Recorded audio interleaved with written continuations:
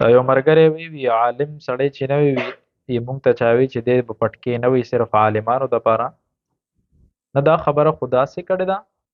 عالم سړی پټکي والی شي یا عامي سړی پټکي والی شي دا یو سنت عمل دی او که یو عام سړی وي چې یاره زه د صلاحو په شانتي ښکارم د نیکانو په شانتي ښکارم د پیغمبر په شانتي ښکارم نو دا خو ثواب دی د پاره چې دی داسې پټکي وي بعضې وخت کې یو سړی له چې حیا ورځي نو د خپل د چهرې د وجې نه هم حیا ورځي هغه ګناه ته نه نږدې کېږي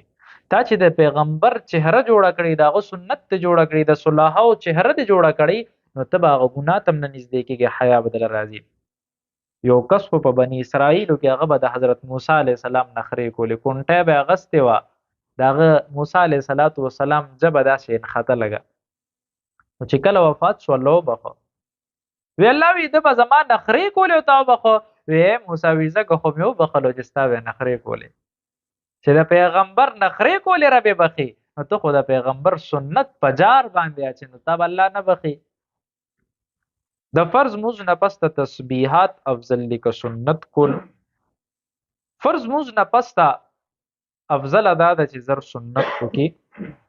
علامه قطب الدین رحمه الله فرمایي وی که یو سړی آیات الکرسی وی او یا دا شانتی اللهم ربنا آتنا فی الدنیا حسنه دا وی دا هغه قلیل وخت کې راځي وی دا کثیر وخت کې نه راځي ډیر وخت کې نه راځي نو وی کدا د فرض موز نه بعد وی دا غي نه بعد ته سنت کې نو دا خیر دی خو هغه تذکرو او هغه اسکارو نه زیات علماء من راوسه چې کم سړی په ګنټو کې نه ځکه د فرض او د سنت منس کې بیا تعجیل لازم په یو حدیث کې مرাজি د مشکات شریف حدیث ته نبی کریم صلی الله علیه و آله وسلم فرمایي وی فرض منځ شو کې د هغې نه پس ته سنت کوي نو علما د دې تعبیر دا اخیستی دی چې په دې وخت کې علیین ته هغه نیک عمل فرایض رسي چې ستا سنت هم ورسره ضرور ورسي دا د دې نه مراد دی بعد خلک وایي چې یاره هغه نکاح کې وي دا زما د نکاح رور دی دا مې پلار دی نو د دې دا حقیقي رور یا پلار شي حقیقي رور پلار نه ده حقیقي رور پلار هغه چې کم نسبی وي یا رضاعي چې کم دی نو هغه سره نکاح نه کیږي او چې کم د نکاح رور وي یا د نکاح پلار وي نو هغه حقیقي نشي کېدی کم انسان چې چا سره مشابهت لري په حدیث کې راځي نو آیا دی بم هغې سره د قیامت په ورځ وي آیا یو سړی پارټیانې دغه کوي یو لیډر سره محبت وي نو هغه به خپل لیډر سره راباسي یو خدا سیده چې په مشکات شریف کې دا حدیث دی چې یو صحابي راځي وی د الله رسوله وی د قیامت په ورځ به مونږ چا سره یو نو ورته ستا چا سره محبت دی وی د الله رسوله تا سره مې محبت دی نو وی ته خو به ډېر لوی مقام کې مونږ به ښکته یو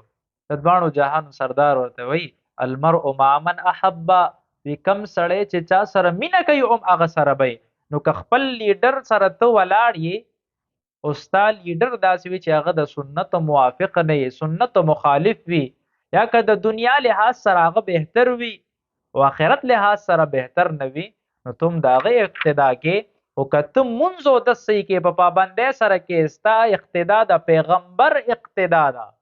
او که د کس سره ته ودرېد نو بیا به ته هم پیغمبر سره راپاسې ځکه چې هغه ستا که لیډر دی نو هغه سره صرف ته د یو پاټۍ د وجې نه ولاړې او پیغمبر مینه هر څه ستا پړه کې شته دی سنتو باندې د ځان برابر کړی دی خو د دې پارټي بازۍ د جنګونو نه راوځئ یو سم مسلمان شي په دې وخت کې دا به ښیي د کار سړی د پارټي بازۍ په جنګونو کې نښتی دی هغه ایمانیات تې پاتې دي منځونه به نه کي په پاټۍ به درته دومره اوږد اوږد دلایل وایي چې سړی پې ستړی شي په اورېدو باندې په کمره کې چې کله تصویر لګېدلی په دې کې د مونځ څه حکم دی تصویر او دا شانتي دا ګوډاګي وغیره دا چې کله د قبلې طرف ته لګېدلې وي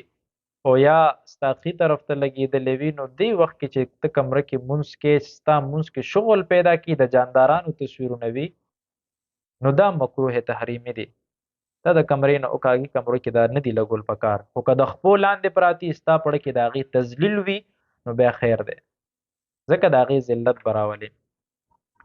د تلاوت په وخت کې چې کله اذان شروع شي نو تلاوت بندول پکار دي که نه تلاوت په وخت کې کله ته تلاوت کې اذان شروع شي نو که تلاوت جاری ساتي هم کولې شي که بندې هم کولې شي، خو افضل دا دی چې ته تلاوت بند کا او د اذان جواب ورکا، ځکه اذان دا په دې یو ورځ کې چې د کم وقت شو دا لمحه بیا نه راځي، او تلاوت ته بعد کې کولې شي. خو که په جمعات کې ته لګیاې په جمعات کې ته تلاوت کې، نو افضله طریقه دا ده چې اذان شروع شي د اذان جواب ورکړه، د هغې نه پس ته تلاوت وکړه.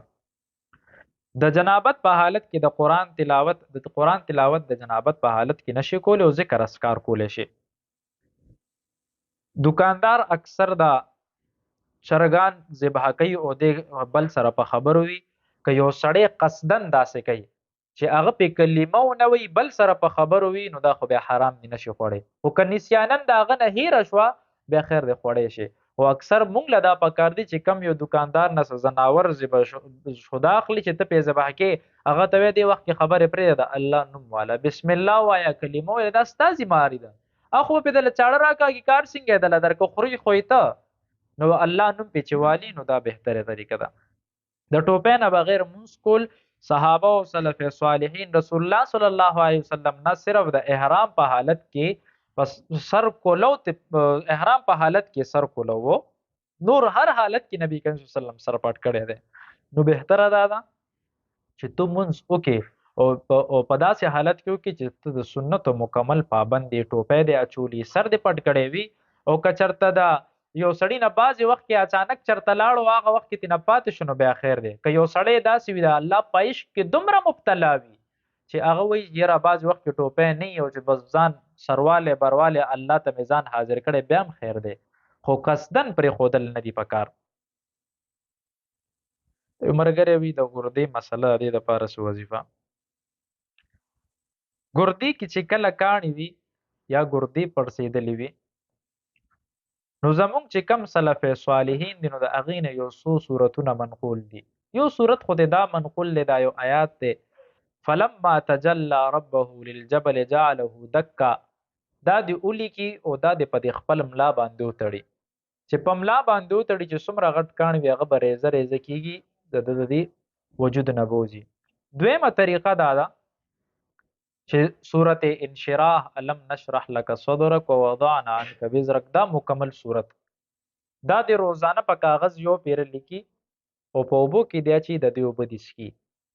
او روزانه د داسې کوي چې 11 ځل درود شریف، بیا 11 پیره دا صورت، بیا 11 ځل درود شریف، دا دی وایي په اوبو دي چوفکۍ د دې اوبه دي څښي. یو 40 ورځې د دا عمل وکړي چې څه مسله د ګردوی الله تبارک وتعالی به د ګردو دا مسله ختمه کړي. واخر دعوانا